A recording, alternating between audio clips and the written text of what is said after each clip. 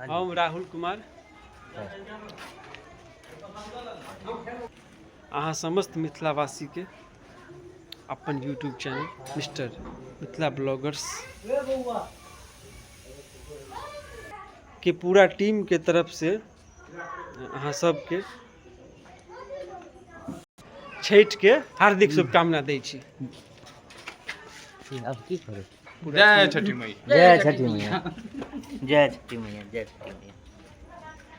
बढ़िया से अहाँ सब जे छै से ठेकुआ खाओ, पूरी खाओ, तरुआ खाओ, माछ माछा खाइ छी तऽ मछली आ मीट लऽ आउ, चौक पर अवेलेबल है। माउस भात खाय लए चाहै छी तऽ माउसो भात खा सकै छी अहाँ सब। अहाँ सब जे छै से तीमन तरकारी खाय लए चाहै छी तऽ ओहो खा सकै छी। ओहो खा सकै छी, कोई दिक्कत नहीं छै, बुझलौ यौ। हाँ, आइ तऽ हमरा एतऽ एगो जे छै से सगुनो छै, छेका छै। हाँ वएह। ओकरो वीडियो आबि जायत शाम तक। हाँ, ओकरो वीडियो अहाँ सबके दिखावल जायत। अहाँ सब जे छै से लाइक शेयर सब्सक्राइब नहीं करै छियै, कनि लाइक शेयर सब्सक्राइब करियौ।